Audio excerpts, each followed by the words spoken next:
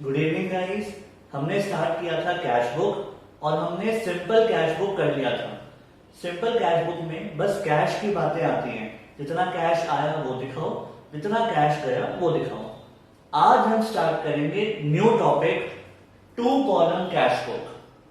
Two column cash book में क्या होता है, कैश का भी कॉलम होता है और बैंक का भी कॉलम होता है। तो इसका मतलब कितना कैश आया और गया वो भी दिखाएंगे और बैंक में कितना आया और गया वो भी दिखाएंगे। तो इन शॉर्ट इस बार चेक्स वाली भी ट्रांजैक्शन आएंगी। ठीक है, बहुत इजी टॉपिक है और काफी इंपॉर्टेंट है। नॉर्मली एग्जाम्स में टू कॉलम कैश बुक ही आता है। ठीक है, तो आप लोग हेडिंग लिखो, two column cash book. Example number one, prepare a two column cash book. Prepare a two column cash book. आपको 3 कॉलम्स बनाने हैं। लेफ्ट साइड में डेट, सेंटर में पर्टिकुलर्स और राइट साइड में अमाउंट्स। ठीक है, एक क्वेश्चन लिखेंगे, डेट, पर्टिकुलर्स, अमाउंट। सबसे पहले डेट में ईयर लिखना 2020। स्टार्ट करें क्वेश्चन। तो सबसे पहले अप्रैल 1, हम अप्रैल की ट्रांजैक्शंस रिकॉर्ड कर रहे हैं। अप्रैल 1 पर्टिकुलर्स में लिखो कैश इन हैंड। अप्रैल 1 को आपको कैश दिया हुआ है, कितना, 15,000, 15,000। और उसी डेट को बैंक बैलेंस दिया हुआ है 5,000, बैंक बैलेंस 5,000। पहले ये क्वेश्चन लिखेंगे, उसके बाद मैं आपको पूरा समझाऊंगा। फिर अप्रैल 2 को परचेज गुड्स 2,000। फिर अप्रैल 5 पेड सैलरी, अमाउंट कितना है, 500। Next April 8 cash sales, amount is 3,000। इसके बाद April 10 goods purchase through cheque, amount is 1,500। April 15 drew cash from bank for personal use, drew cash from bank for personal use, amount is 1,000। April 18 sold goods to Ram, amount 6,000। Last point, April 22 check received from Ram and deposited in bank on same day, check received from Ram and deposited in bank on same day, amount 6,000। ठीक है, तो आप लोग ये question को लिख लो, पढ़ लो, उसके बाद फिर हम स्टार्ट करेंगे। अब हम स्टार्ट करेंगे, सबसे पहले बनाएंगे फॉर्मेट। देखो, टू कॉलम का फॉर्मेट थोड़ा सा बड़ा होता है, इसलिए मैं सजेस्ट करूंगा कि आप रजिस्टर को वर्टिकल की जगह हॉरिजॉन्टल कर लो, उसमें ये फॉर्मेट आराम से आ जाएगा। ठीक है, तो सबसे पहले हेडिंग लिखेंगे, इन द बुक्स ऑफ ... जो भी प्रोप्राइटर है उसका नाम। इस क्वेश्चन में प्रोप्राइटर का नाम नहीं दिया, इसीलिए ब्लैंक छोड़ दिया। ठीक है, in the books of ... two column cash book. अब आपको पेज को 2 पार्ट्स में डिवाइड करना है। 5 columns on left side, 5 columns on right side. ठीक है, 5 कॉलम्स डेबिट में, 5 क्रेडिट में। सबसे पहला कॉलम डेट, उसके बाद पर्टिकुलर्स जो सबसे बड़ा होगा, उसके बाद LF लेजर फोलियो जो सबसे छोटा होगा, और फिर 2 कॉलम्स ऑफ इक्वल साइज, एक कैश का और एक बैंक का। ठीक है, जब हमने सिंपल कैश बुक बनाई थी तब 4 कॉलम्स थे और सिर्फ एक ही कॉलम था यहाँ पे अमाउंट का, राइट। उसमें सिर्फ कैश की डिटेल्स होती हैं, बट इसमें दोनों की आती है, कैश की भी बैंक की भी, इसीलिए 5 कॉलम्स हो गए, एक एक्स्ट्रा हो गया। तो date, particulars, LF, cash, bank, यही 5 columns credit side, date, particulars, LF, cash, bank. ठीक है, तो 5 कॉलम्स ऑन ईच साइड आप बना लो स्केल को यूज करके।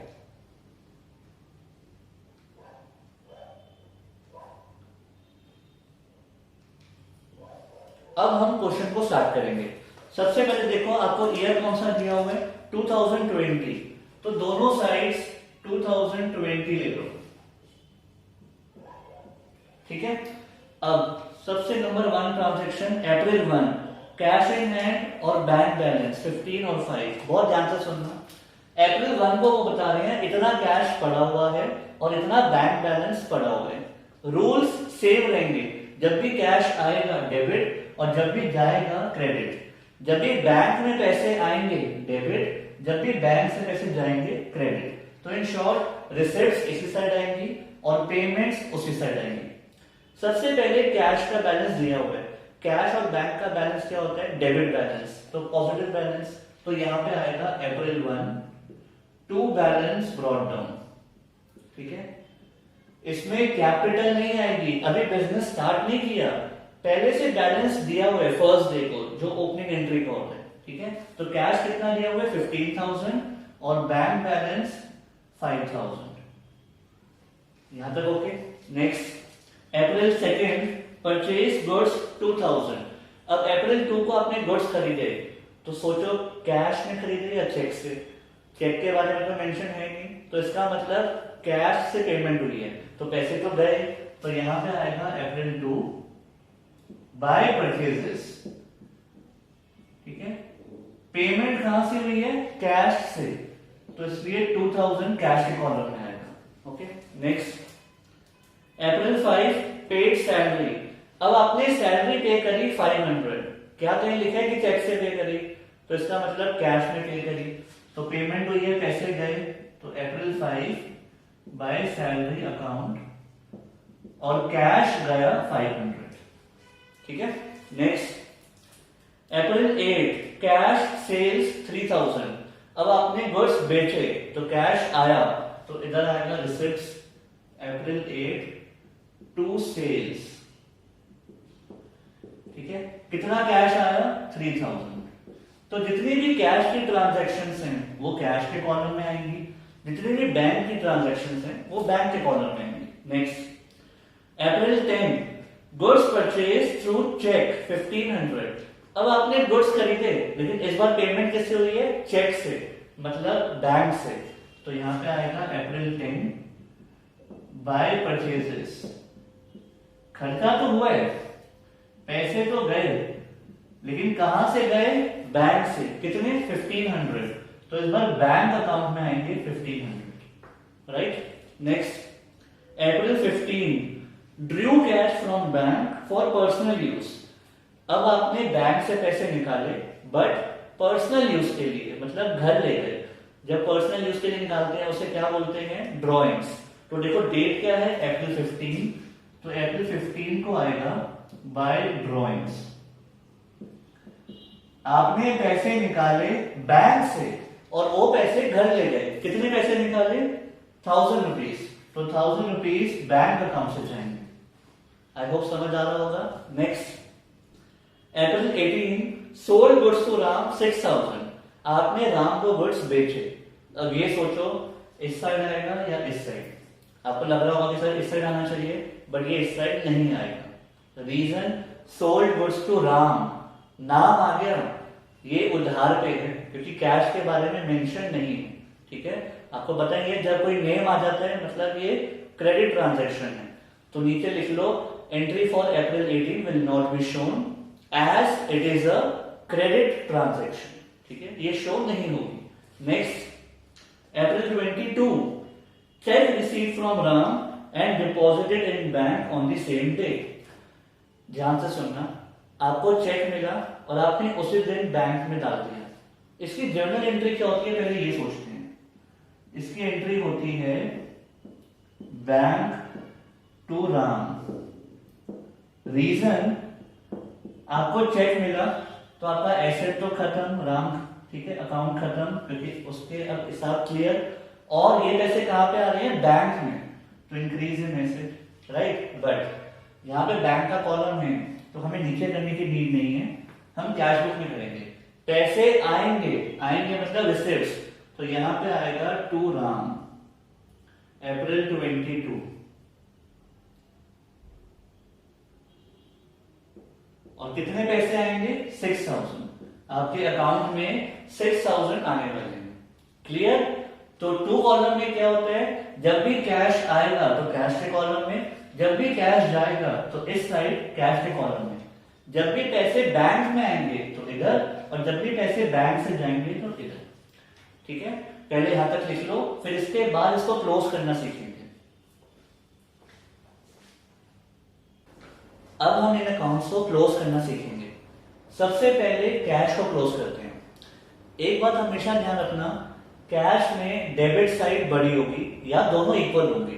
रीजन, जितना कैश आपके पास अवेलेबल है उससे ज्यादा आप पे नहीं कर सकते, या तो बराबर पे कर सकते हो या कम। ठीक है, मान लो 1 लाख है तो मैक्सिमम 1 लाख ही खर्च कर सकते हो, ज्यादा नहीं हो सकते। तो क्रेडिट साइड कभी भी बड़ी नहीं होगी कैश में। ठीक है, तो इसलिए पहले डेबिट साइड का टोटल करते हैं। 15 प्लस 3 18,000। इस टोटल को लिखते हैं 18,000। Put the same total on other side. ठीक है, अब आपको देखना है कि 18 में से खर्च कितने हो गए। खर्च हो गए 2500। खर्च कितने हो गए?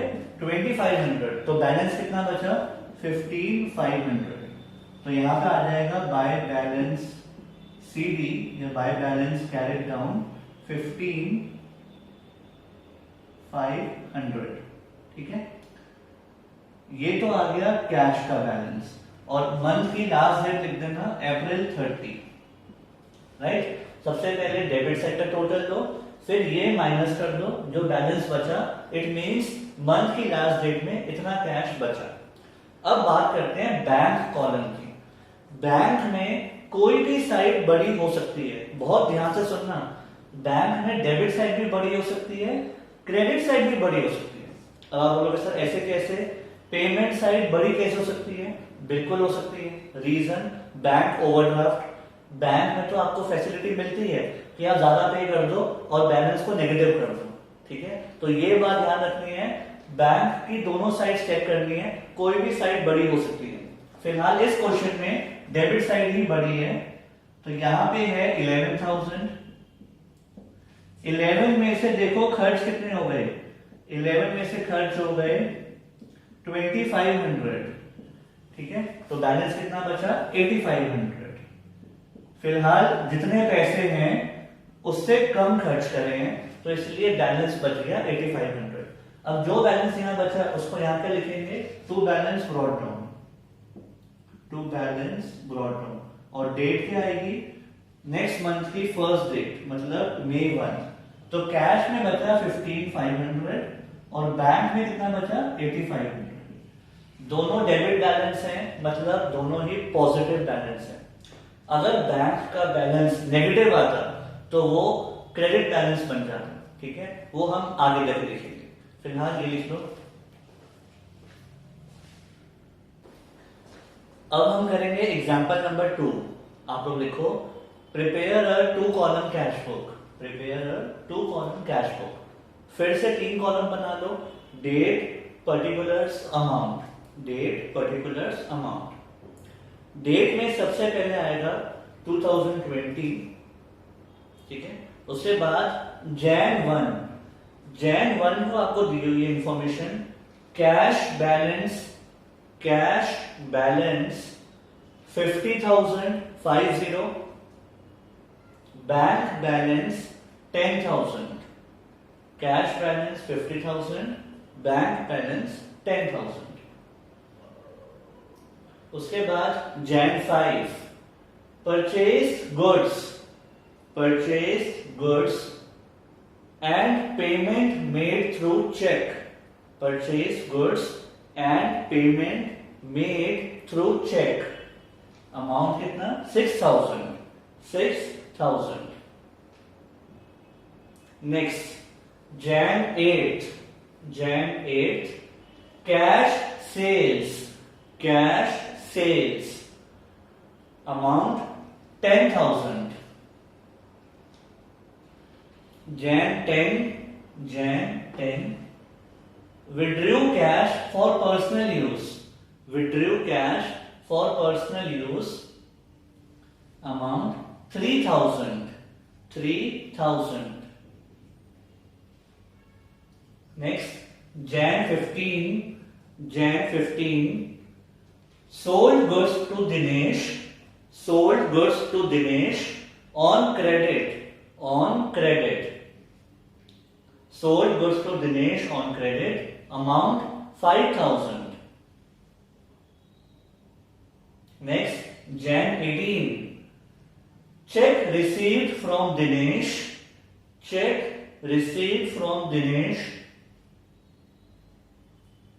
which was deposited in bank, amount 5,000। Next Jan 21 paid rent by check, amount 11,000। ठीक है, ये क्वेश्चन पहले आप ट्राई करो, उसके बाद टैली करेंगे।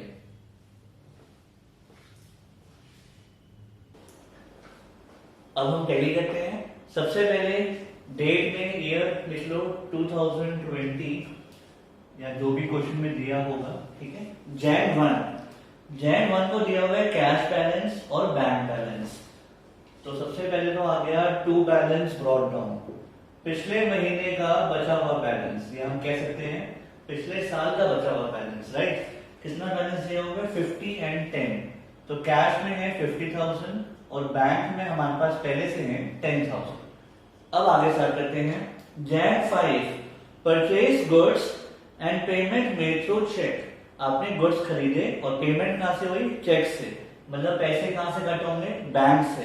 तो Jan 5 को लिखेंगे बाय परचेजेस, गुड्स खरीदे बट पेमेंट होगी बैंक बैलेंस से विच इज 6,000। ठीक है। नेक्स्ट कैश सेल्स, तो पैसे आए, तो Jan 8 कैश सेल्स, सॉरी यहां पे आएगा टू सेल्स, कितने पैसे आए 10,000, तो कैश में आ गया 10,000। तो आपने गुड्स बेचे, पैसा आया, मतलब रिसिप्ट। ठीक है। Next Jan 10 withdrew cash for personal use, अब आपने पैसे निकाले पर्सनल यूज के लिए, मतलब घर के लिए, तो कैश तो गया, तो यहां पे आएगा बाय ड्रॉइंग्स। ठीक है। अब पैसे कहां से निकाले, कैश में से या बैंक में से, यहां पे बैंक तो लिखा नहीं, तो मतलब कैश गया 3,000। ठीक है। पर्सनल यूज के लिए निकाले बट कैश में से निकाले। उसके बाद Jan 15 sold goods to Dinesh on credit, अब ये तो उधार पे है, तो पैसे ना आए ना गए, ये एंट्री नहीं आएगी। Next Jan 18 check received from Dinesh, अब ये आएगी, पैसे आए। ठीक है। किससे आए, दिनेश से, तो टू दिनेश। और पेमेंट कैसे आई है, चेक से, मतलब बैंक बैलेंस आया 5,000। Right. Next Jan 21 paid rent by cheque, आपने रेंट पे किया तो पैसे गए, लेकिन कहां से गए, बैंक बैलेंस से, क्योंकि चेक से पे किया, तो बाय रेंट अकाउंट पेमेंट हो रही है कहां से, बैंक से, कितनी 11,000। ठीक है। तो आई होप यहां तक बात क्लियर होगी। जब भी कैश आया तो इधर, जब भी कैश गया तो इधर, पैसे आए चेक से तो इधर, पैसे गए बैंक बैलेंस से तो इधर। ठीक है। यहां तक कर लो, इसके बाद इसको क्लोज करो।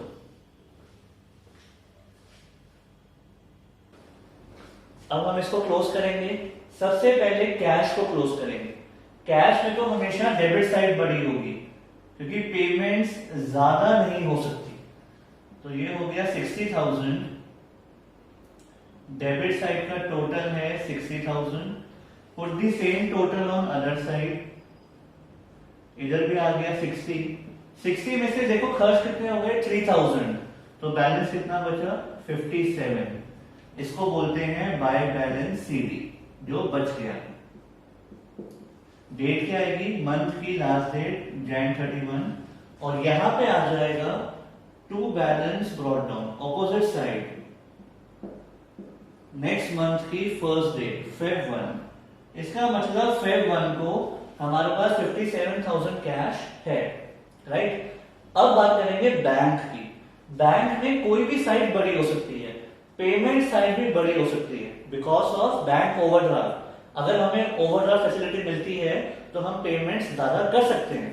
अब इस क्वेश्चन में देखो डेबिट साइड है 15 और क्रेडिट साइड कितनी है 17, मतलब पेमेंट्स ज्यादा हैं तो बड़ी साइड वो हो गई। तो पहले उसका टोटल लिखो, take the total of higher side जैसे आप लेजर में करते हो, put the same total on other side. अब 17 में से 15 माइनस करो तो बैलेंस कितना बचा 2000। इस बार बैलेंस यहां आ रहा है तो यहां पे आ गया टू बैलेंस सीडी, ठीक है। आई रिपीट, बड़ी साइड ये है 17 लिखो, 17 में से 15 माइनस करो तो बैलेंस बचा 2000, मंथ की लास्ट डेट Jan 31, और अब ऑपोजिट साइड उधर आएगा Feb 1 को बाय बैलेंस ब्रॉट डाउन। कितना बचा 2000 बैंक कॉलम में। इसका मतलब क्या है, ध्यान से सुनना। बैंक का बैलेंस क्रेडिट साइड में आ रहा है, मतलब ये लाइबिलिटी है, लाइबिलिटी का बैलेंस होता है क्रेडिट। इसको हम बोलेंगे ओवरड्राफ्ट बैलेंस, ठीक है। ये समझने के लिए लिख लो ओवरड्राफ्ट बैलेंस। अगर बैलेंस डेबिट में आया, डेबिट क्या होते हैं एसेट्स, कैश हो रहा है डेबिट मतलब पॉजिटिव बैलेंस है, बैंक हो रहा है क्रेडिट, क्रेडिट मतलब लाइबिलिटी, ये क्रेडिट बैलेंस है, ठीक है। इसको हम बोलते हैं ओवरड्राफ्ट बैलेंस। तो अगर बैंक का बैलेंस इधर आया जो एग्जांपल 1 में था तो पॉजिटिव बैलेंस था, अगर बैंक का बैलेंस इधर आया तो नेगेटिव बैलेंस है। आई होप थोड़ा बहुत समझ आ रहा होगा, ठीक है। आपने लेजर पोस्टिंग करी हुई है, अगर डेबिट बैलेंस होता है तो एसेट होता है, क्रेडिट बैलेंस होता है तो लाइबिलिटी होता है, ठीक है। तो ओवरड्राफ्ट हमारे लिए क्या होता है लाइबिलिटी, इसीलिए बैंक का बैलेंस यहां है, राइट। लिख लो।